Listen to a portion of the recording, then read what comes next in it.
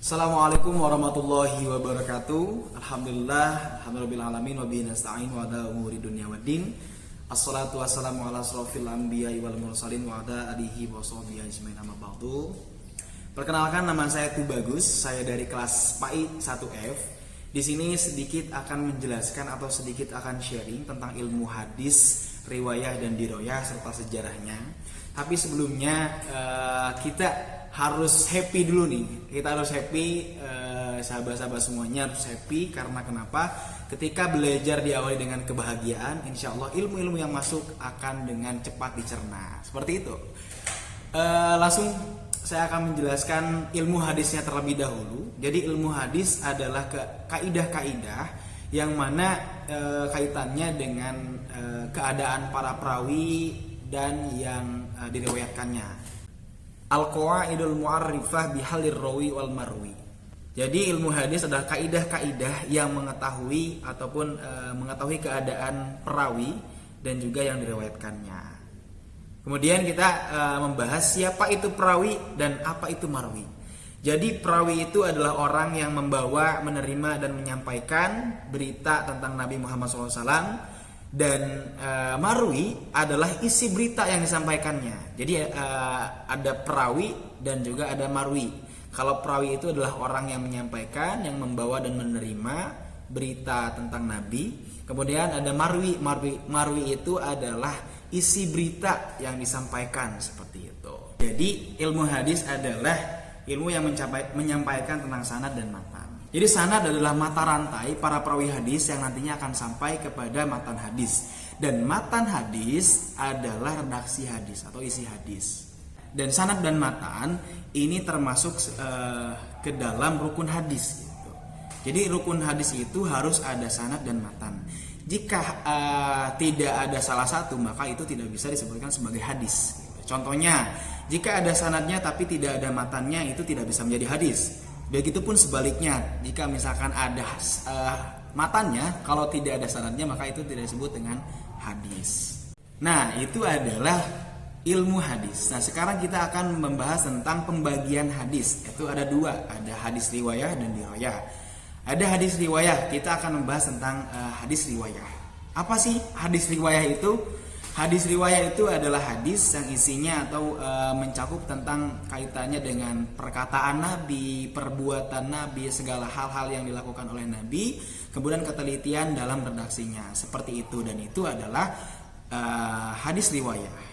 Dan hadis diroyah adalah ilmu yang berkaitan dengan periwayatannya. Contohnya seperti macam-macam periwayatannya, hukum-hukum, syarat-syarat periwayatannya, ataupun hal-hal yang berkaitan dengan periwayatannya. Berbeda dengan riwayah. Kalau riwayah adalah ilmu yang mempelajari tentang perkataan, perbuatan Nabi, perkataan Nabi, hal-hal yang berkaitan dengan sifat Rasulullah SAW, dan objeknya adalah Nabi Muhammad SAW.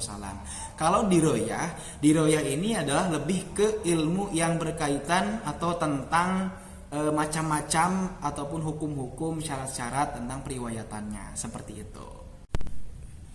Dan itu adalah hadis diroyah. Nah, tadi seperti yang saya sampaikan, ada tentang hakikat periwayatannya. Apa itu hakikat periwayatannya? Hakikat periwayatan adalah contohnya seperti ini. Ketika kita menyampaikan, ketika si B menyampaikan ke si C, nah si B ini menyampaikan berita langsung dari sumbernya, di mana dikatakan sumbernya dari A. Nah, seperti itu. Dan juga ada syarat-syaratnya. Syarat-syaratnya yaitu metode perawi dalam menyampaikan isi beritanya gitu. Ini macam-macamnya gitu. Macam-macamnya ini apakah periwayatannya bersambung atau terputus atau seperti apa.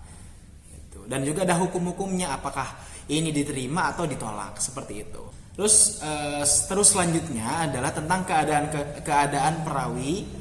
Keadaan perawi di sini seperti apa gitu. Dilihat sifat para perawi, seperti apa biografinya, seperti itu.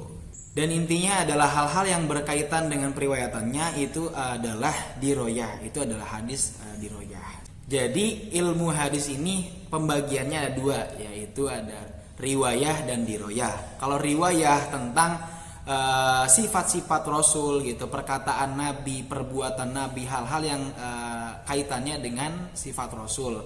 Kemudian diroyah adalah lebih kepada periwayatannya, macam-macam periwayatannya seperti apa, hukum-hukum, syarat-syarat atau hal-hal yang berkaitan dengan periwayatan. Dan sekarang kita akan membahas tentang sejarah perkembangannya. Di masa periode Nabi Muhammad SAW, dalam hadis riwayahnya ini ditandai dengan adanya yang pertama larangan menulis hadis, yang kedua adalah menulis hadis atau boleh atau tidaknya menulis hadis itu sifatnya kondisional. Dan untuk yang diroyahnya ini ditandai dengan dasar-dasar ilmu di dalam Quran surat Al-Hujurat ayat 6. A'udzu billahi minasy syaithanir rajim. Bismillahirrahmanirrahim.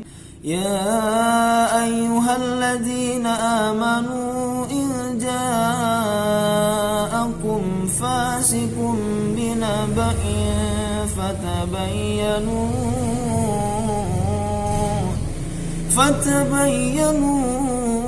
an tusibu qauman bijahalatin fatusbihu ala ma fa'altum nadimin.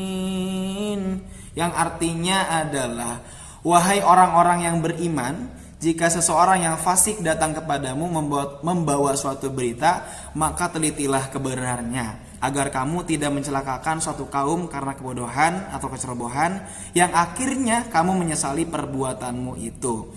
Dari sini adalah ketika ada seseorang menyampaikan berita ataupun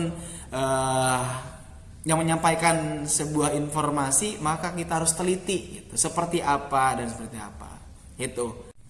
Dan sekarang kita akan menjelaskan ataupun saya akan menjelaskan tentang sejarah di dalam periode para sahabat. Jadi di dalam hadis riwayahnya ini ditandai dengan ketika menulis hadis ini harus disertai dengan saksi, harus disertakan dengan saksi. Kenapa? Karena pada zaman periode sahabat ini maraknya banyak hadis-hadis palsu. Maka dari itu tentang di masa periode sahabat ini, ketika menulis hadis ini harus disertakan dengan saksi dan juga sumpah. Intinya adalah di masa periode sahabat ini ada masa pembatasan periwayatan sama orang-orang yang meriwayatkannya. Jadi harus ada saksi, harus dan juga bersumpah gitu. Ada saksi dan juga sumpah, karena pada saat zaman sahabat ini banyak orang-orang yang menulis hadis-hadis palsu gitu dan tidak diketahui sanadnya gitu. Maka dari itu pada zaman pada zaman sahabat ini harus ada saksi, sanad dan juga bersumpah terlebih dahulu. Kemudian di dalam ataupun di masa periode tabi'in ini dibukukannya hadis-hadis atas instruksi Umar bin Abdul Aziz kepada Ibnu Syihab Az-Zuhri, yang kemudian dari situ muncullah kitab-kitab seperti contohnya Musnad, Musannaf, Muwatta. Dan di periode tabi'in ilmu hadis ini juga bergabung dengan ilmu fikih dan usul fikih seperti itu. Dan sekarang di masa periode tabi'in, di masa periode tabi'in ini adalah di masa keemasan ilmu hadis. Kenapa? Karena adanya kodifikasi atau dipisahkannya hadis-hadis yang sahih ataupun hadis-hadis yang tidak sahih. Yang terakhir adalah pada masa periode setelah tabi'in, yang mana penulisan hadis ini sifatnya atau secara sistematis dan ilmu hadis berdiri sendiri. Baik, itulah yang bisa saya sampaikan terkait dengan materi ilmu hadis, riwayah dan diroyah serta sejarah perkembangannya. Terima kasih dari saya. Bila ada salah kata, itu datangnya dari saya pribadi, dan kebenaran itu datangnya dari Allah Subhanahu wa taala. Jika kita tidak bisa memberikan kemaslahatan kepada orang lain, maka jangan coba untuk memberikan kemudaratan kepada orang lain. Artinya adalah ketika kita tidak bisa memberikan kebaikan untuk orang lain, maka jangan sampai merugikan orang lain. Terima kasih, saya Tubagus. Wassalamualaikum warahmatullahi wabarakatuh.